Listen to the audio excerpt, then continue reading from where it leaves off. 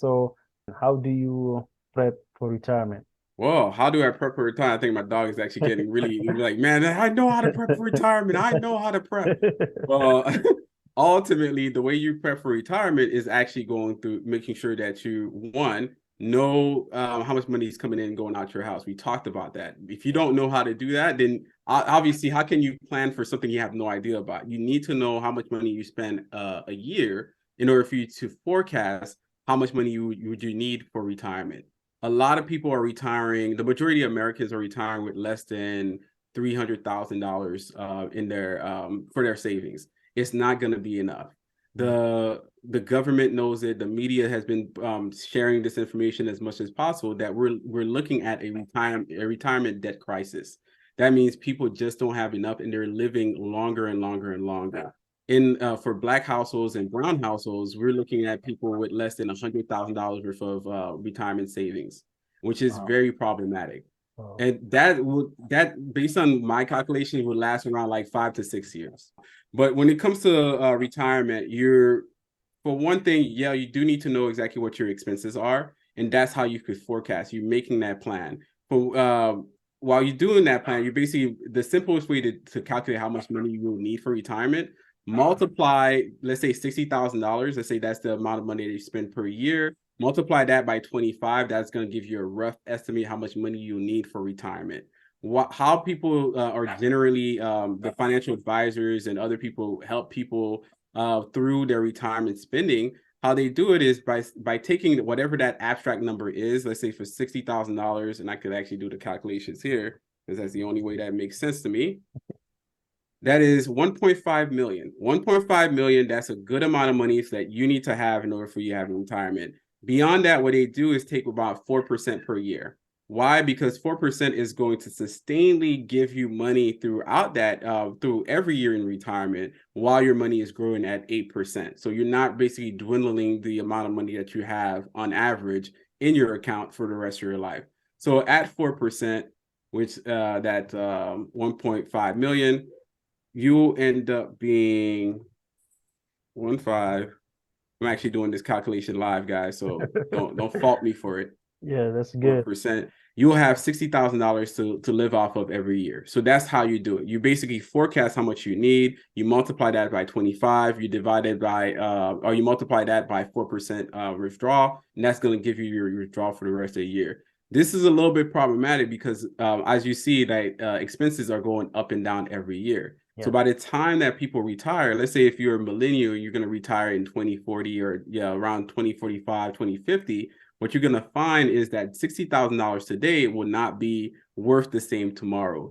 That $60,000 projected into 2040 or even a little bit beyond will likely be $120,000. So you need to also forecast as you're doing this to invest as much as possible. And this is why CNBC and Bloomberg are now looking at revised estimates to say that we will need around $3 million.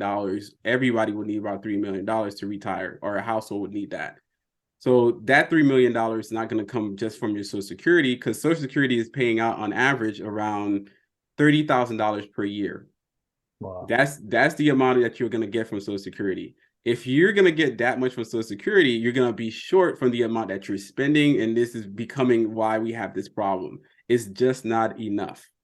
And for everybody that doesn't have a plan now, especially if you're a millennial, a Gen Z, or if your parents don't have a plan and they don't have any money, or they're not saving for their future, what you're going to find is that you will be on the hook for every parent about $2,000 per month. So for every living relative that you have living in America into retirement, it will cost you $2,000 per month. For every person, that's around $24,000 a year. So if you have two parents and now you married and you have two more parents, you're looking at what 48 times two, which is like $96,000 in a year. That's right. That's a Wow. lot of money. Even if you split that amongst, for example, some people have like siblings. Maybe they decide to split it, Mhm. but it's still gonna cost you something, and that's a lot of money. Wow. So we head into a crisis for retirement. Yes, yes, and this is something that people should be aware of, should be thinking about, because the government is, well, just generally people know that this is going to be a problem, but there's almost no way to stop it besides, activating people and saying, hey, you need to look into your own retirement. This is why the government created things like the 401k, the 403b, 457b, to give people a heads up and say, hey, you have to take care of your own retirement. If you do not do that, you will come out short. If that coming out short might not seem like a lot, but for a lot of people, that means living with a relative in retirement. That means living in the basement.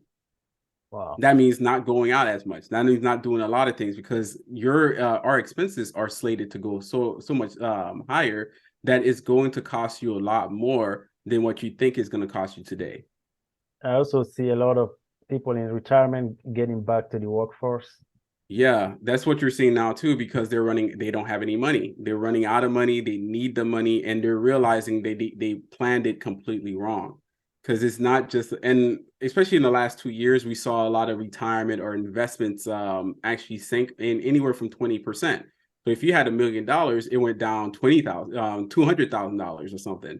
So now you're at $800,000. That difference could be as much as 10 years in retirement. So you have to kind of make it back. So if you're not actually strategizing way before your retirement year as to how you kind of like de-escalate your risk profile, the investments that you're getting into, you're actually working it the complete opposite way. Yeah, I didn't want to scare anybody. Yeah, no, it's good. So what's the solution? Is to invest in ETFs? The solution, honestly, is to write down your goals. It sounds like the most boring part, and it sounds silly. It's like, wow, what is about the money? No, it's about a plan. Most people don't have a plan. Right. They don't know what they're doing the next 5, 10, 20 years. And if you're not writing that down, you're basically going nowhere. It's kind of like getting your car and having no direction to go, and you just say, I'm going to go somewhere. What does that mean? Like, where are you going? You're going to run out of gas at some point. Like, even if you just went left, you basically run into a roadblock or something that happens. You have to have a plan. So I think for every person individually, I would suggest that you write down your 5, 10, 20-year goal and just project, like, what's the ideal? What do you want to live by? What do you want to do? What do you want to create? What do you want to, what kind of impact you want to leave? Beyond that, you talk to your significant other. If you have one, you have them do the same thing so you could share the plan together. And then you also talk to your kids, if you have them, to see what their plans are too. You never know what your kid's plan is.